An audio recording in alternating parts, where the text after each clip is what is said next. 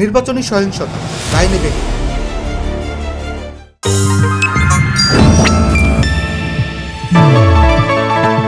আসন্ন ১৩তম জাতীয় সংসদ নির্বাচনী ইস্তেহার ঘোষণার পর থেকে এ পর্যন্ত ১৫০টির বেশি সহিংস ঘটনায় ৪ জন নিহত, আহত হয়েছেন সহস্রাধিক।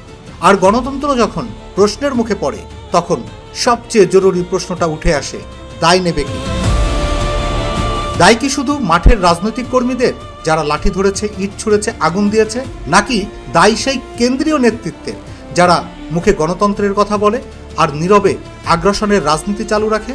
বর্তমান রাজনৈতিক সহিংসতার দায় বিএনপি কি এড়াতে পারে? বাস্তবতা কঠিন কিন্তু স্পষ্ট।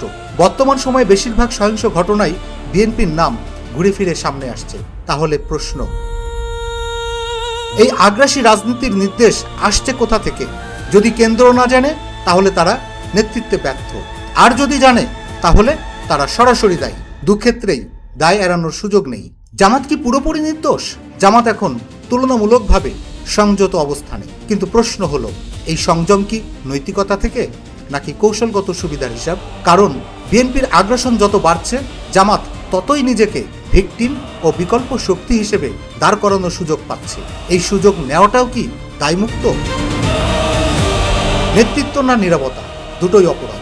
রাজনীতিতে সবচেয়ে বিপজ্জনক বিষয় হলো দায় না নেওয়ার সংস্কৃতি। আজ কেউ কেউ বলছেন এগুলো বিচ্ছিন্ন ঘটনা, কিন্তু প্রশ্ন হলো, বিচ্ছিন্ন ঘটনা কি প্রতিদিন হয়? বিচ্ছিন্ন ঘটনা কি দেশ জুড়ে ছড়ায়? নাকি এটা একটি পরিকল্পিত ব্যর্থতা? সবচেয়ে বড় দায় গণতন্ত্রের সঙ্গে বিশ্বাসঘাতকতা। এই সংঘর্ষের সবচেয়ে বড় ভুক্তভোগী কোনো দল নয়, ভুক্তভোগী জনগণ, ভুক্তভোগী ভোট।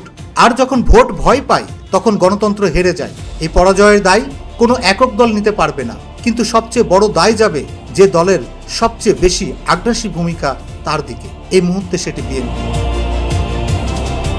শেষ প্রশ্ন, ১৩তম জাতীয় সংসদ নির্বাচন যদি সহিংসতার নির্বাচন হয়ে ওঠে, যদি ভোটার ঘরে বন্দী থাকে আর রাজনীতি রক্তে ভেসে যায়, তাহলে ইতিহাস একদিন প্রশ্ন করবে, ক্ষমতার লড়াইয়ে গণতন্ত্র মূল্য, দায় নেবে কে? রুহুল আমিন, ইনফিনিটি বাংলা।